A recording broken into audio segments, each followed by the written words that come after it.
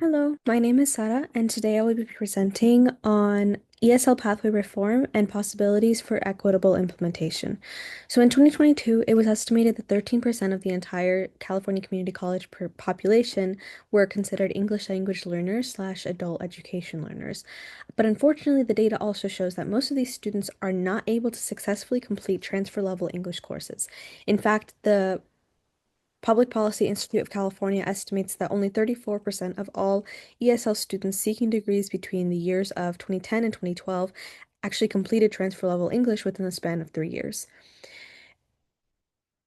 And for the next slide, we can see here a image of what a traditional ESL sequence looks like. So if a student had to start the sequence at the lowest level, it would take them a minimum of 2.5 years, 2.5 years, to finish the sequence, and that's not even considering gaps in education or failure of a class, before they would be able to begin college level English courses. And so that's why placement processes that allow students to take place or to take places into higher levels within ESL sequences are incredibly important because they help them save time, money, and effort in the academic process of receiving their degree. Now, to give a little bit of background, AB 705 required colleges to format these sequences to ensure that ESL students would enter and complete degree and or transfer requirements within 3 years of beginning, as well as authorized community colleges to require that students who needed extra support in the English and math classes post ESL sequences would be able to receive that support. And then in 2022, AB 1705 contained clarifications for how students were to be placed into ESL coursework, which included guided and self-assessed placement in order to increase the probability that students in credit-granting ESL programs would enter and complete the transfer level English courses within the 3 years that the previous bill, AB 705, had required.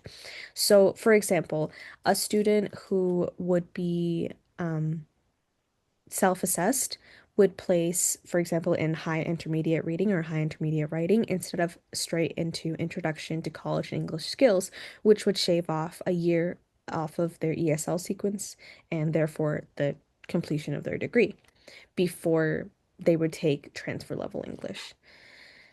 Now, on the third slide, we have an image that shows that in the years from 2014 to 2015, 1/3 of ESL students were seeking degrees at these community colleges. Unfortunately, there is currently a lack of data on ESL student enrollment and identities of these groups within the CC system, which just goes to show that more research needs to be done on these students and on the outcomes that these students are um, getting within their academic journey.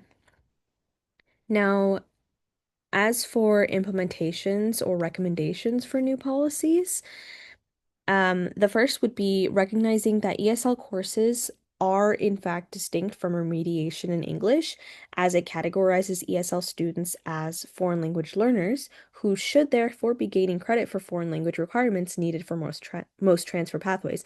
And a lot of faculty and community colleges are behind this idea, but not all.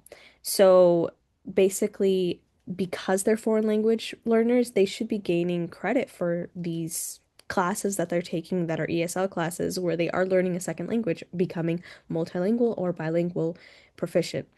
And then secondly, a recommendation would be to give a larger portion of funds to colleges that have historically served a larger population of English language or ESL students compared to others. And then third would be implementing equitable placement in ESL courses for all California community college campuses. And this includes a whole kind of um, different implementation, which would be including writing samples alongside self-reported high school GPA in implementation of or enrollment of students in ESL pathways. And then fourth would be continuing to offer raises, professional development, and training for staff, counselors, and faculty that allows them to create and reform these pathways, which gives students the tools to pursue accelerated ESL pathways and encourage ESL students to seek pathways that can lead to degree completion. Now, Immersion bilingual and multilingual students, aka ESL students, in California should be valued and invested in. Instead, they are faced with a system that currently is not producing equitable outcomes for ESL learners. And these policies could make a huge dent, or these recommendations for policies could make a huge dent in the outcomes that these students are having in our higher education system. Thank you.